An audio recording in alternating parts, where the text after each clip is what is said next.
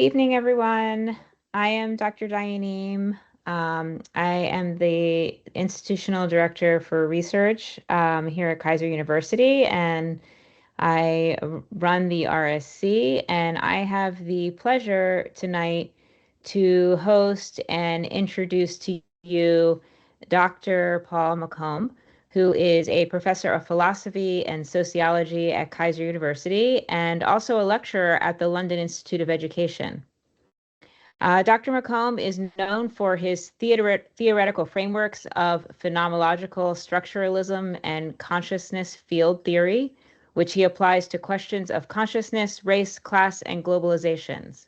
Dr. Mocombe is also the author of a new book, Introduction of Neoliberal Globalization and Multipolarism, a timely exploration of contemporary global dynamics. I hope I got that right.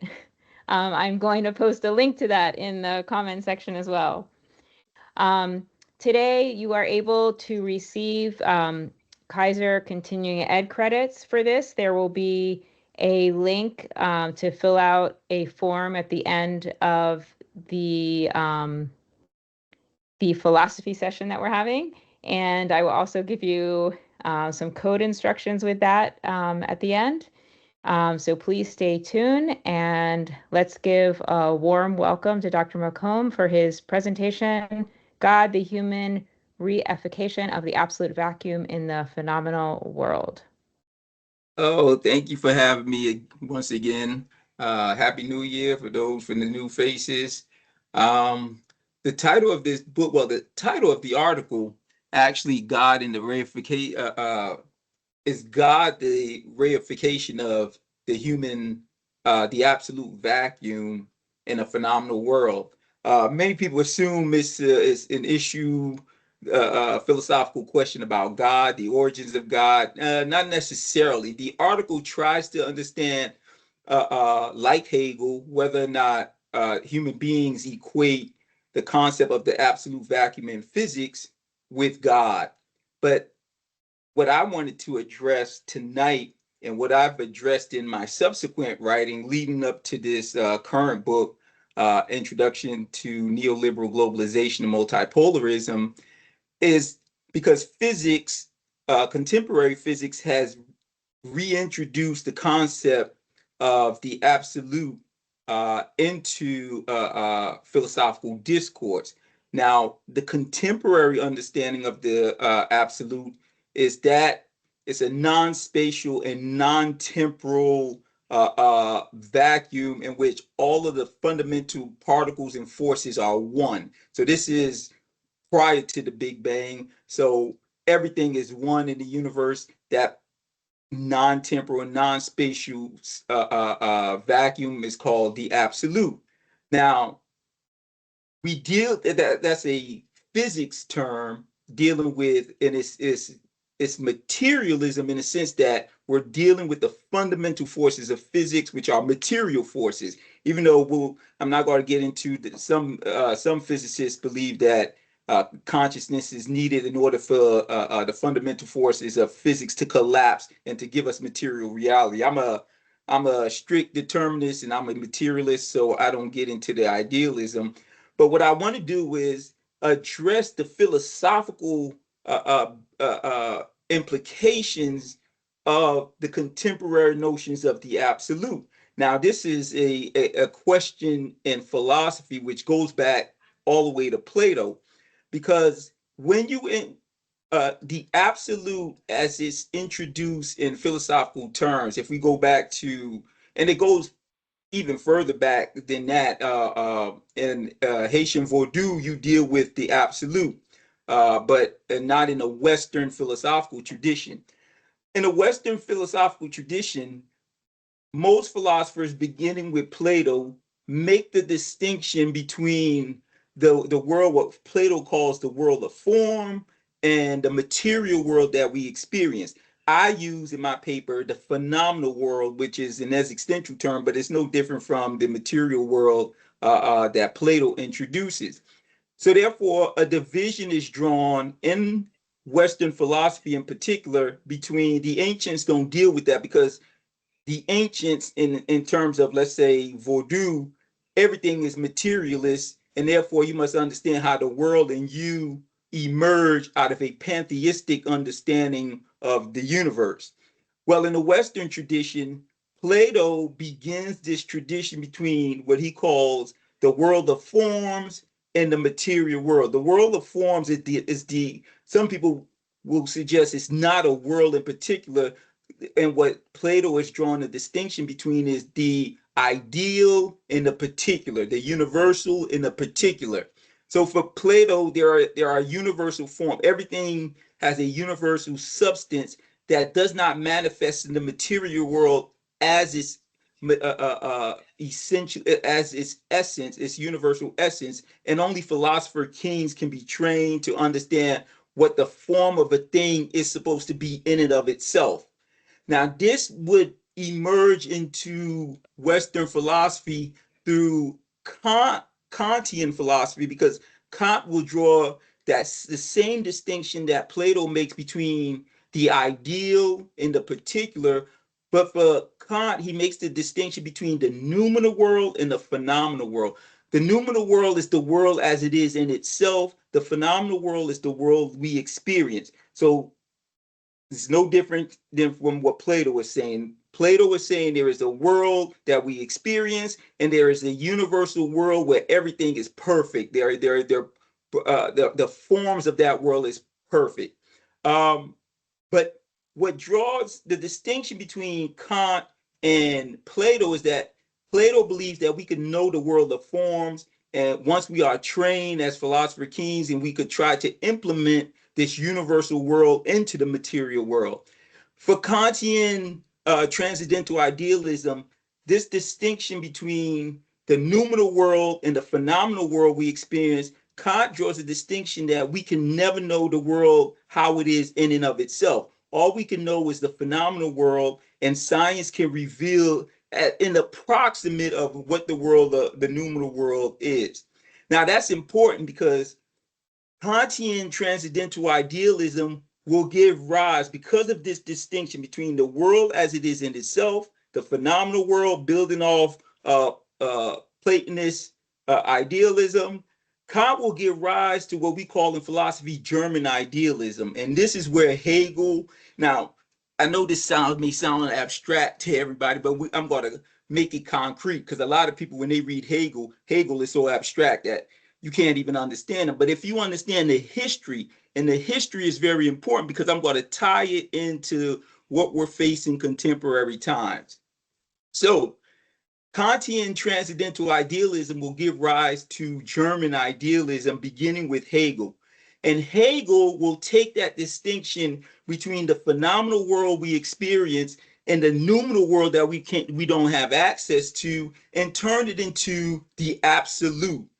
So, however, unlike Kant, for Hegel, the absolute unfolds dialectically in the material worlds through the synthesis of contradictions. It's not difficult. I know it may sound complex, but it's not. So whereas Kant is saying this distinction between the world of forms, where everything is perfect, that Plato draws, between the phenomenal world of imperfection that we as human beings experience. Whereas for Plato, the philosopher king can know that world and try to implement it through the state.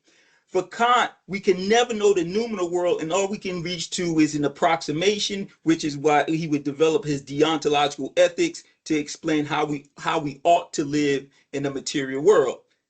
Hegel will build off of Kant and says, no, this distinction between the noumenal world and the phenomenal world, he makes it between the phenomenal world of experience and the absolute. Now, in Hegelian idealism, is the absolute God? Some people say no, Hegel is not a theist. Hegel is more a pantheist, because for Hegel, the absolute unfolds through reason manifesting. There's a saying in Hegelian philosophy, the real is rational and the rational real. And so what Hegel is saying, the world of the absolute It's logic, it's the logos, and it manifests in the human material world through the dialectical synthesis of contradictions. So you have a thesis, which represents a particular worldview. Its antithesis is the contrary to that worldview. And once they interact, the contradictions get resolved through reason, and then you get a new thesis. But the culmination of this process of thesis, antithesis, synthesis is manifested in the state once the state assumes complete rationality, and that the state becomes equated with the nature of reality as such. So reason or rational behavior of the state is no different from the reason of the absolute. But there's a problem here. Hegel has to negate individual agency for the absolute to manifest. So if you make Hegel concrete, Hegel is saying this process of thesis, antithesis, and synthesis is how the logic of the absolute manifests in the material world, which gets culminated in a state. And this culmination takes place through great men.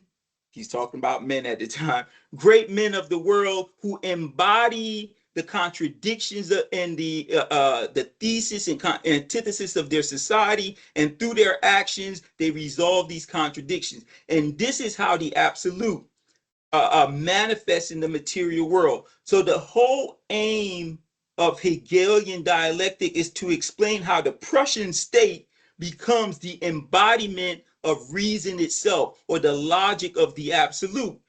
Now, Hegelian philosophy will be divided between what we call right Hegelianism and left Hegelianism. Left Hegelianism will be represented by Karl Marx.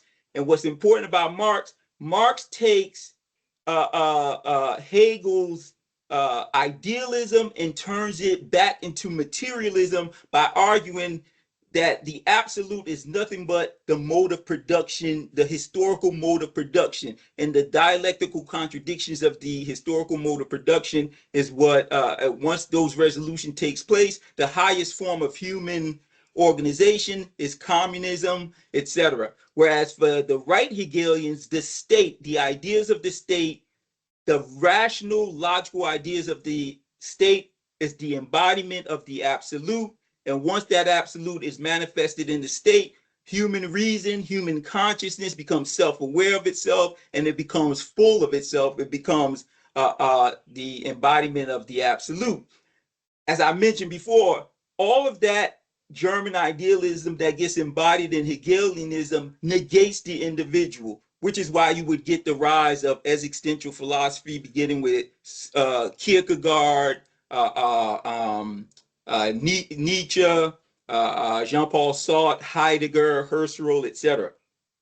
But the absolute, this notion of the absolute as this non-temporal, non-spatial understanding of where all reason and rationality resides in the universe does not stop at Hegel.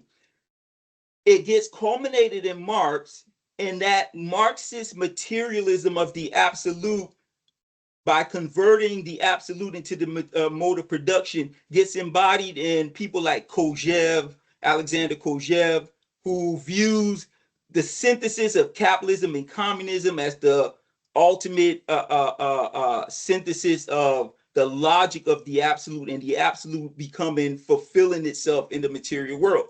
Now, Dr. Mocombe, why is this so important in today's contemporary times? Because what would happen is this culmination of reason unfolding, this Hegelian notion of the absolute unfolding into the material world through contradictions, through human contradictions, would continue through Marx, through Alexander Kojève, and would get culminated in the 1990s with a political scientist by the name of Francis Fukuyama, who took Hegel's notion of the absolute, and he writes a book called The End of History and the Last Man Standing. And what he argued against Hegel, against Kojève, against Karl Marx, is that Liberal, with the fall of communism in 1991, liberal democracy becomes the fulfillment of the manifestation of the Hegelian absolute in the material world. Now, what are the practical implications of that? The practical implications of that, beginning from 1990, 1991, up until contemporary times, America, in Fukuyama's language, as the embodiment of the logic of the absolute in the form of liberal democratic capitalism, would go about imposing, contrary to liberal democratic capitalist values, imposing this worldview onto the rest of the world, which would give rise to the phenomenon of globalization. So, if we want to understand, as I do, what are the implications of the notion of the absolute in physics, is it similar to what the Western tradition has produced, from Plato to Hegel to Kojève to Marx, culminating in Fukuyama saying the American state has become the embodiment of the ideas of the universe, and the ideals of the universe upon which human society ought to constitute and recursively reorganize and reproduce the material resource framework, is liberal democratic capitalism. In physics, does that comport with the notion that we have of the absolute, where all of the elementary forces and of physics reside in this non-temporal, non-spatial vacuum? And this is what I tried to reason with in this paper, and this is what would give rise into my book, Neoliberal Globalization, because what we're witnessing today, whereas beginning in the 1990s, the manifestation of what we call the absolute in the form of the US nation state, going about imposing liberal democracy, liberal democratic capitalism as the ultimate form of, remember, this is the universal, what Fukuyama, building on Hegel, what he's saying is this is the universal basis upon all human societies ought to be constituted, because the contradictions, all of the contradictions, all of the ideologies and their contradictions have been resolved, and the last man standing, or the last ideology remaining, is the nature of reality as such, ontologically speaking. It is liberal democratic capitalism. This is where human beings are more free. Remember, early on I said Hegel, Kojève, even Marx negates human individual freedom. But liberal democratic capitalism attempts to balance that freedom with capitalist relations of production. So therefore, you get this balance of liberal existential existence and this communal way of life we call democratic capitalism. And this is the ultimate means by which human beings ought to recursively reorganize and reproduce their lives. But something has happened beginning, I would say, beginning around 2004. No, I would go, yeah, about 2004, when Vladimir Putin gives a speech in which he argues that no, liberal democratic capitalism has reached its perversity, its own contradiction, because it attempted to impose its reality onto the rest of the world anti-democratically, through war, through sanctions, etc. So therefore, it revealed its own contradictions, and therefore it was not the ultimate form by which humanity ought to recursively organize and reproduce their lives. So what does Putin and many others in the what we call the multipolar world, what are they suggesting is the ultimate form that human beings are to recursively organize and reproduce their lives amidst the contradictory values of liberal democracy, liberal capitalism? Well, there's a return to tradition. There's a return to nuclear families, etc. And this is reflected in another great theorist by the name of Carl Polanyi, who wrote a book, The Great Transformation, which revealed the problems of liberal democratic capitalism that Fukuyama himself does not deal with, because he views, building off Hegel, of course, that this is the last ideology, and this is God essentially revealing himself through the form of the American state, how we ought to recursively organize our lives. But what the multipolar world is doing, they're rejecting not only liberalism, but they're also rejecting capitalism. So therefore, there's this notion, what else is there? What is the next stage of human development? Is there a next stage of development? Or are we returning back to a Hobbesian all against all, which dominated the 16th and 17th century, which I call in this book neo-mercantilism?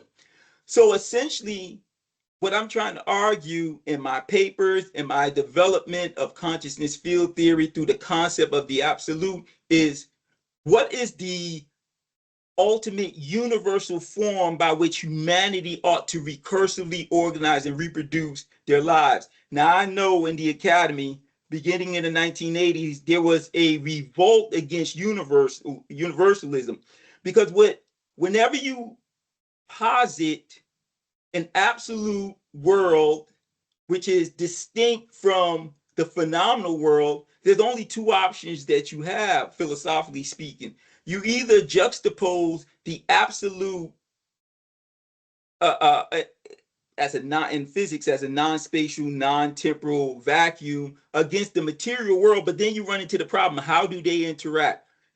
The other solution is what Hegel attempts to do through a pantheism. That's what the ancients did. In Vodou, for example, that is what it is done. The world gave rise, or the absolute vacuum gives rise to the material world out of itself. So therefore, you don't have to draw that distinction between the phenomenal world or the material world, the world of idealism versus the world of materialism, the world of the universal versus the particular. If you focus on a pantheistic approach to resolving this contradiction between the absolute vacuum and the material world, then you have to deal, the fundamental problem you have to deal with is then how do the ideas or the materiality of the absolute vacuum becomes material, and how do they unfold? And that's what Hegel is doing. That's what, in the human sphere, that is, that's what Alexander Kojève comes to do, because he also has a thesis, The End of History. And that's what Fukuyama attempts to do. And that's what I'm attempting to do by now suggesting, okay, let's assume Hegelian German idealism is correct. The ancients are correct.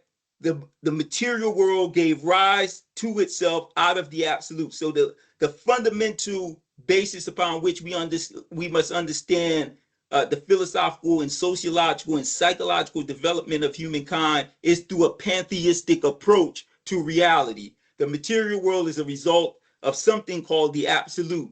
Now, how do ideas or materiality unfold from that? In the human sphere, the understanding is, how does that unfold sociologically and psychologically?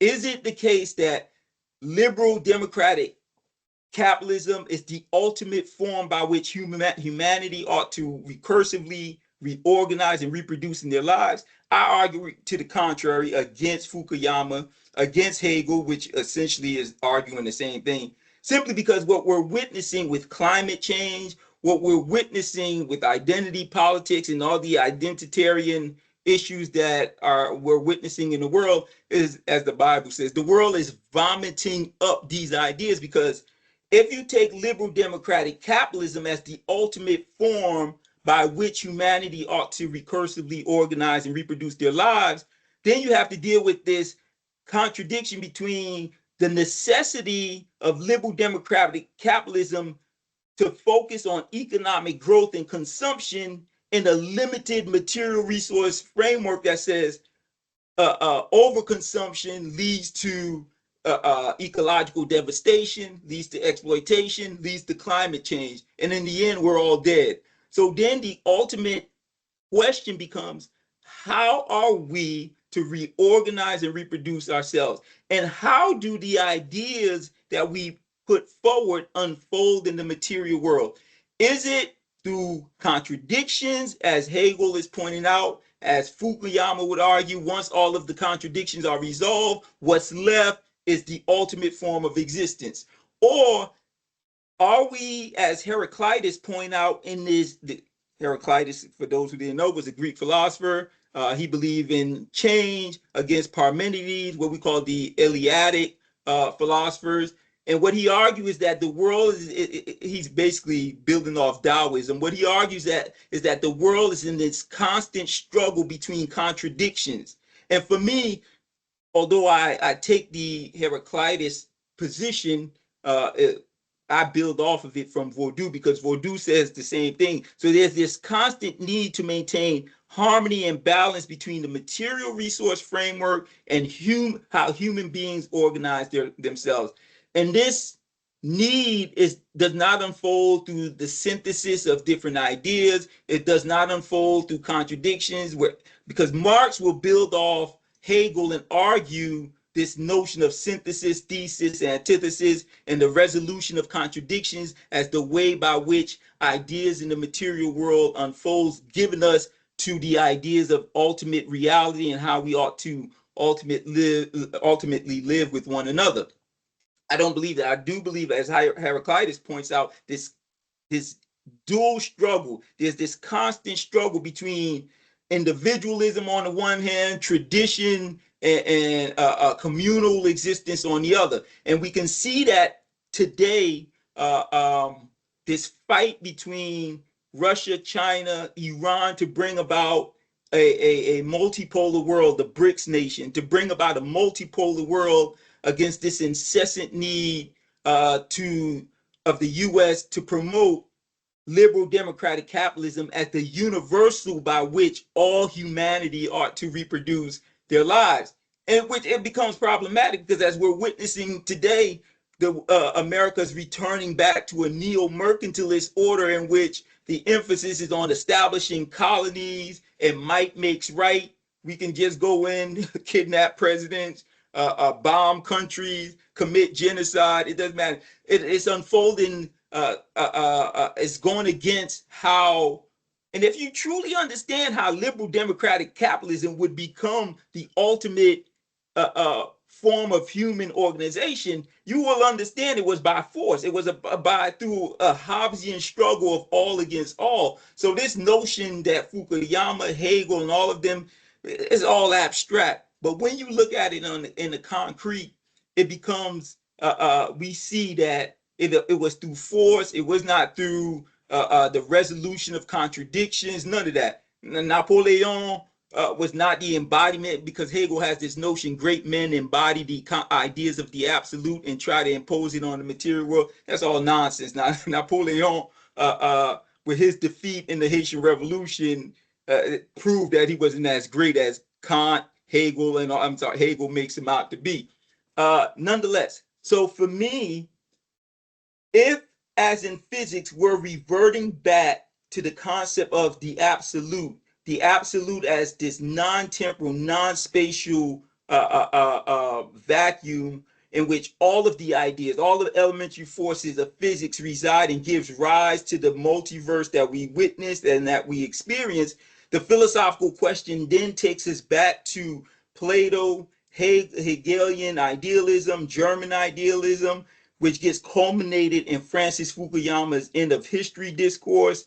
And this is where I take off, because I don't believe we will be, because we are facing, there is a need for a new world order because the world is rejecting liberal democratic capitalism as America tried to impose upon it, and it presented it to the world as the universal basis upon which humanity ought to organize its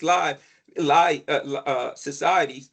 What we're witnessing contemporarily is that the world is rejecting that. So the ultimate question becomes, is there a need to revert back to traditional communalism, as Marx would argue, because those are the only two forms of mode of production?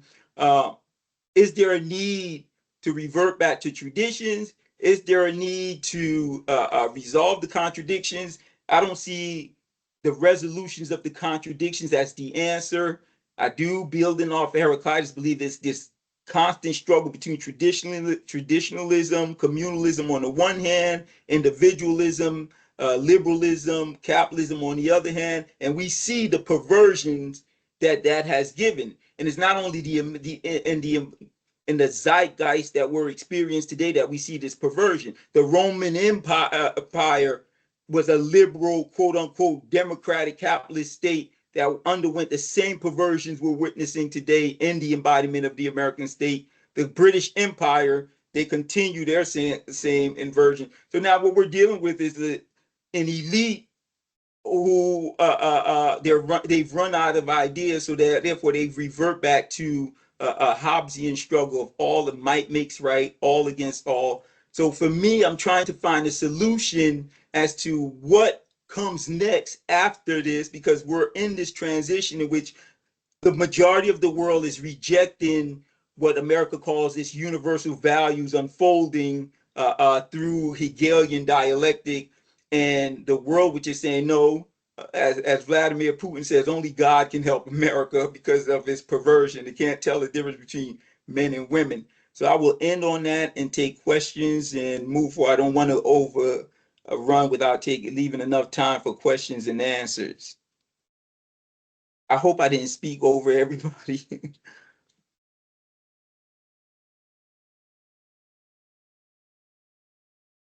Okay. I know we can have a moment to digest, and then um, It's a lot of information. it's a lot of information. And feel free to raise your hand or unmute yourself to ask questions. Part of philosophy is the discussion of it. So um, um, this is the fun part. Yes, Dr. Mendelsohn. Hi, Dr. Mocombe. Thank you for Hi. speaking tonight. It was really enlightening.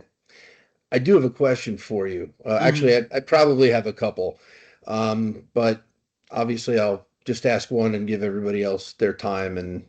But anyway, I'm kind of curious. You're talking a lot about essentially how these philosophical tenets fit into the world, at different periods of time, temporally. I'm curious, when you talk about like transcendental philosophy, do you see a viable framework in it that grounds it in objectivity? Because right now we live in a time when relativism, it's kind of like rules the day, and we've witnessed the complete and utter politicization of objective truth and fact for the past, let's call it 12 to 15 years in the United States of America. So aside from, for lack of better terms, just making the statement that everybody's full of you know what, I mean, how does this fit into like a contemporary framework when we live in a country where we can't agree on things that most logical people can't even believe are even being debated at this point? Excellent question. This rejection of objectivity and what we call coming out of transcendental idealism and transcendental philosophy, universalism, it is a result of the French philosophers Foucault, Derrida, who would introduce Hmm. postmodernism, post-structuralism. There's an attack on the relational ideas of structuralism, and Foucault, especially through postmodernism. There's an attack on not only science itself, but there's an attack on structure. There's an attack on agency. There's even, if you really understand Derrida, if you read of grammatology, it's an attack on on rationality itself, whether the ability of rationality to give us ultimate truth, which is interesting because in attacking the universalism of Kant, they end up saying the same thing as Kant is saying, because what Kant is saying, uh, uh, and Kant holds on to truth by arguing that the mind imposes the reality that we see, and once we know the a priori, the synthetic a priori structure of the mind, then we can formulate a science. But what the postmodernists and what the post-structuralists want to do is get rid of science altogether and attack rationality itself. And in doing so, as I mentioned before, they take us back to Kant. Kant is saying there's a distinction between the noumenal world and the phenomenal world. We can't know the noumenal world, but however, for Kant, we can know the phenomenal world through science. The postmodernists and the post-structuralists are throwing the baby out with the bathwater. They're saying, well, if we can't know noumena, then we can't know phenomena neither. And I'm not a postmodernist, I'm not a post-structuralist, because if you understand what the postmodernists and post-structuralists are doing, they're giving you a structure upon which to critique ultimate reality, and their structure is supposed to represent ultimate reality, which is there's no connection between signifier and signified. I don't suggest that. I don't give up on the Enlightenment process just because we hit a brick wall where we run into contradictions. We can't resolve this contradiction. That means, okay, we can't know reality, and therefore we need to throw out science and rationality out altogether. That's part of the first part of your question. No, I don't believe that. I still believe in the scientific process. I do believe that we can ultimately know reality. If we couldn't, then we couldn't have science. Whereas Russia, China, they still hold on. They reject postmodernism. They reject post-structuralism, and I do as well. So the understanding becomes, now we need to continue the scientific process. Now, let's make this more concrete. You ask, how does this materialize in the material world? Well, if we understand Fukuyama's writing, we've reached ultimate reality. So therefore, we need to get rid of this need for the human being to look for objective reality because we found it. So now the essence of the human being becomes the glorification of the self, the glorification of the self and sexual identity. But that itself leads to a perversion which the more scientific minded of our community, the Russians, the Chinese, they don't take that leap that we in the West have taken as a result of postmodernism and post-structuralism. For me, I don't believe we've reached that ultimate reality. I believe there's still a need to go and try to understand the impasse, the aporia where we're at, because we're at a standstill. So I still hold on to the scientific process. I still hold on to the Enlightenment. I do believe the mass majority of us are just insane. And I believe it is the mode of production that's forcing the individual to glorify themselves, because America has transmogrified its society from an industrial society to a post-industrial society. And as a result, the emphasis, as David Harvey points out, is on financialization, it's on the glorification of the self, and commodifying the self as a commodity upon which the individual can ultimately make profit. So therefore, there's this need to constantly glorify the self, and this is what makes postmodern and post-structural philosophy so apropos for the American state, because it emphasizes the glorification of the self, the commodification of the self.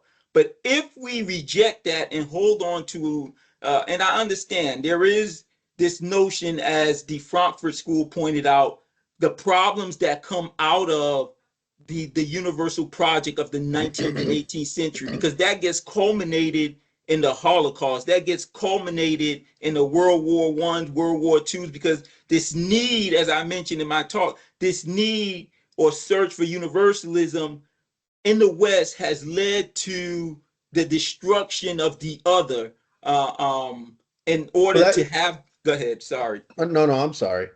Go ahead. No, I was going to say, we see the problematics of this search for universalism and the history of the West, what it culminated in, the Holocaust, slave trade, etc. So for me, it doesn't have to be that way. It didn't have to take that turn. There was people protesting against that. So just because the West took that turn, there's a need to continue to for me as a trained Marxist, that culmination, we don't get that. we do see it in the communist state, unfortunately, as Marcuse pointed out in Soviet Marxism, but there's no need for that. We need to search for truth, a truth that's not guided by the destruction of the other, but a celebration of the other, without jumping into identity politics and rejecting rationality, science, and agency as we see contemporarily in the postmodern and post-structural West. Okay, I don't know if anyone else has questions. I don't want to take up all the time, but Dr. Dianine, is there anyone else? I mean, this is I just posted a link to your book, and I see this is, this is like the literal kind of food for thought, or this is challenging our brains in ways that we haven't done. Some of us haven't done since college, so it's great. And I'm sure we will all leave here and then have all of these great questions also after we've had time to digest.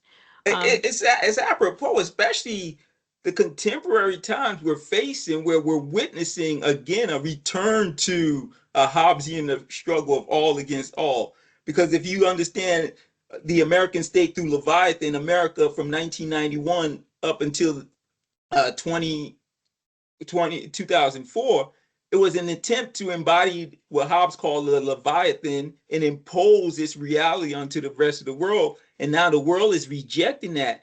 And are we in World War III right now? Because right now, just like World War II, we're in the proxy phases. We're fighting proxy wars. It's we're witnessing genocide, and people are silent on it. We're witnessing murder, pedophilia, all sorts of insane things I thought I would never see in my lifetime. But and then there's no rule. They're introducing this rules-based international order where America makes the rules and orders everyone around. That's insane. Why? That's insane. Excuse me? I'm asking why if so obviously that was an oversimplification, just saying why. But realistically speaking, I mean, if we broaden the scope of the way that these issues are being viewed, right? Like I happen to be in the psych department, so I'm pretty well versed in, like, say, evolutionary psychology, right? And we deal a lot with in-group and out-group processes, and we talk about like need for affiliation, which drives people to choose sides and things like that. But we also talk about social status and dominance and aggression. And these concepts are very key to humanity, and we're seeing these things play out in real time. So when I ask the question of why, I don't mean like America should rule the world. I just mean, why is it crazy to think that any world superpower wouldn't try to position themselves to remain the dominant force? Because, I mean, honestly, if we view this only from a philosophical standpoint, I mean, that's akin to, digging up like our great great great grandparents and handing them an iPhone and asking them to use ChatGPT AI to answer mathematical questions. They're not going to know what to do with the phone. They're going to think it's like a paperweight. So when we look at things from the way that, the perspective of the here and now, we really have to ask questions like, when we talk about objective truth, I mean, who defines what is objectively true?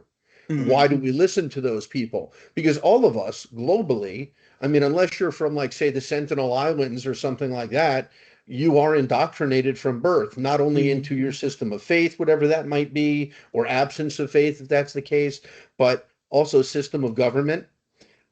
Sometimes, party affiliation, whatever country you live in the world, if there are multiple, political groups, schools in terms of like how we view things financially and things like that. So ultimately, when we see in groups forming, which we see all the time, and they do exist globally, we have to ask ourselves, like, why is it such a surprise that the more powerful of those groups would want to rise to higher levels of prominence? I mean, we're seeing that happen in the US all the time, right? Yes. It's no longer about being right or wrong. It's about who's being louder, who's making more noise, and who's causing more dissension, right? Who is disrupting? And that brings us to, like, say, business principles, right? Like, the disruptors are the people who change the world market. They're not looking to steal market share. They're creating their own market. We've seen that happen with technology, with apps, with things like that, right? So it's a constant growth, change, and evolution, and an ebb and flow of power and the powerless, right? Yeah.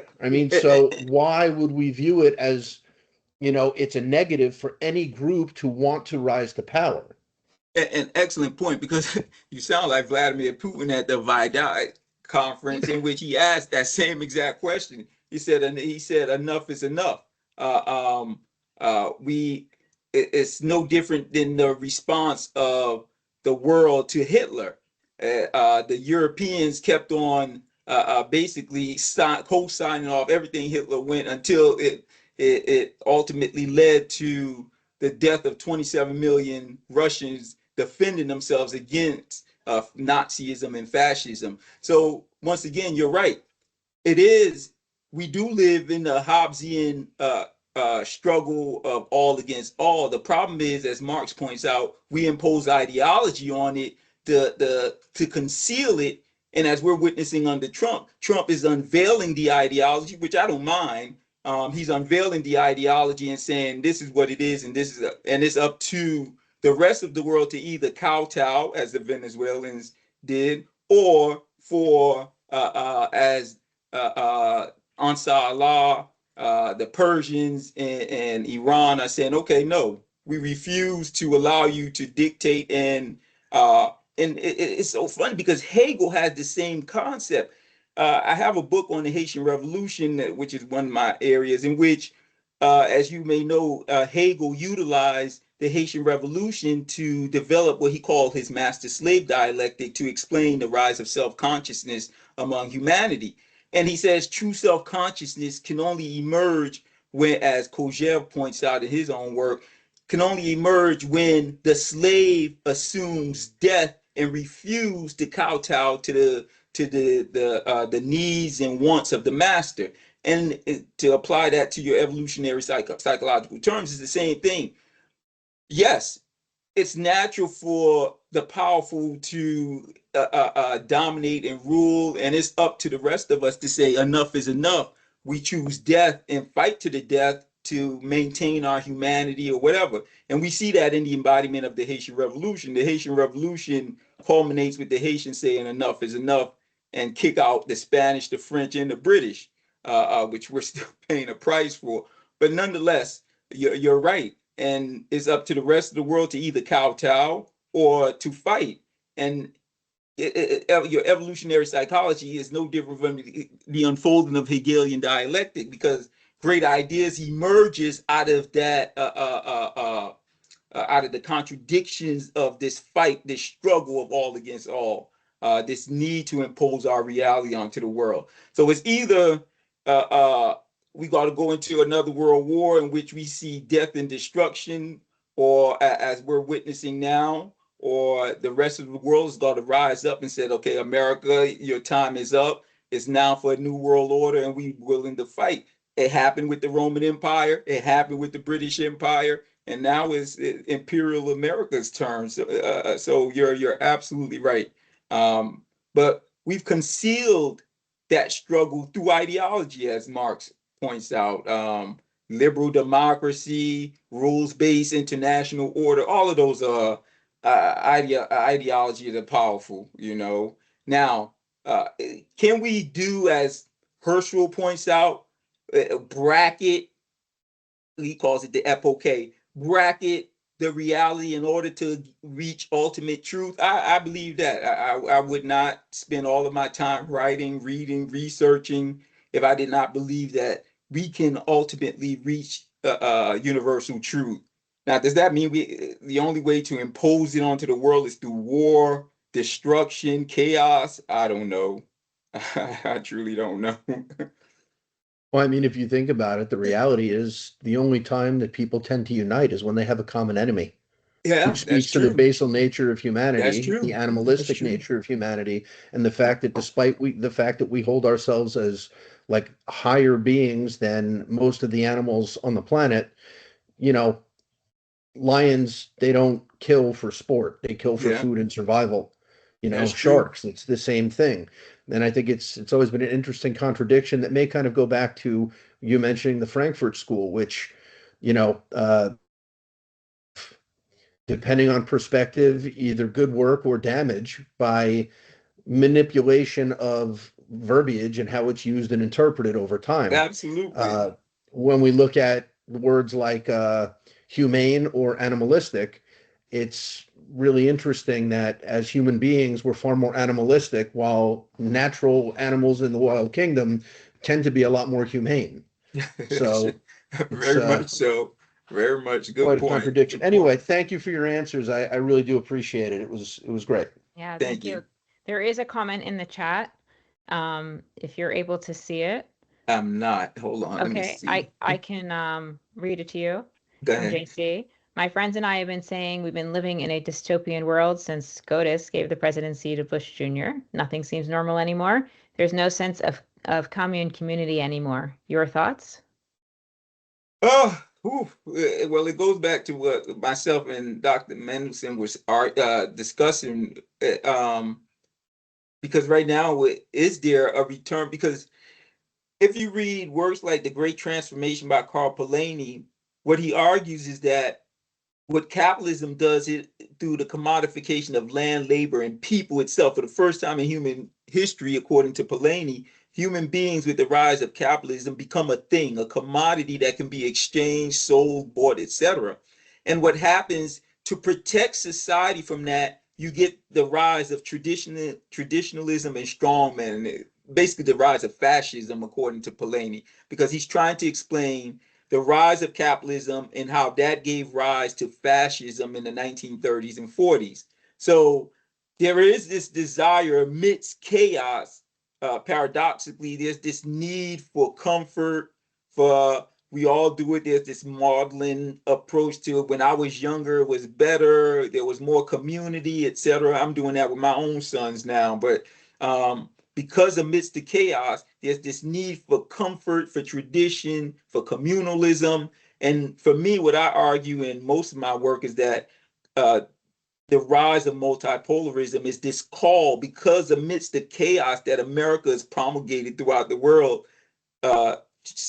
traditional societies, remember, people fail to realize that the Soviet Union emerges out of the peasantry. So there's this need to return back to the traditionalism of the peasantry, even in communist China. This need for traditionalism and communalism amidst the chaos, the barbarity that we're witnessing, the pedophilia, all of the sickness we're witnessing. So there's this need for tradition and communalism, and that's where the comfort lies. But I don't think we need to stay there. I believe there's a need to attack head on what we're witnessing, what we're experiencing. There's a need to stand up and speak against it, and then through speaking against it, we can converse and arrive at what Habermas calls democratically ego-centered, democratically arrived at a new system against what we're witnessing today. So that's my answer to that. All right. You must have a very interesting dinner table. Um, any last minute questions before we go? There was another post by JC. If you can't see it, I'm gonna read it to you, and this will be the wrap up. And I wanna before I read that to you, I'm gonna post the continuing education certificate for everybody and let everyone know that the response to the check-in question has to do with your book.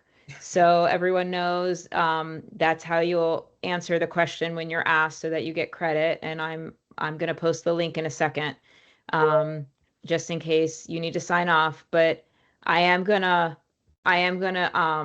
read JC's question for you now, his comment question. So he says, in 2003, Nelson Mandela harshly criticized the United States, stating it had committed unspeakable atrocities and possessed no moral authority to police the world, specifically citing the atomic bombings of Japan. He argued the U.S. doesn't care for human beings and acted immorally regarding the Iraq War and Libya. Was he right? Absolutely. Absolutely. Absolutely. 1000%. 1000%. I'm gonna end with that. So there you go. And he says he needs to find you. So you know, I'm sure that your classes are extremely interesting and To say keep the the students least. riveted. Yes. Oh, it's Joan Cesar. Okay. That's who's JC is. Got it. Great. So thank you so much for this wonderful hour.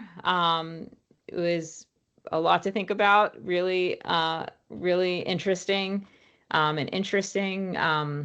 It'll stay with me definitely for the entire evening, if not longer. Um, everyone, I'm sure was riveted. You're getting compliments in the chat. Thank you so much for your time. We appreciate Thank you. you. Thank you, Thank you. everyone, for attending. Please come back to the RSC. And again, thank you, everyone. Thank you. Have a good night. Thank you, Good Dr. night. Mocombe. It's really You're good to welcome. see you. Bye-bye.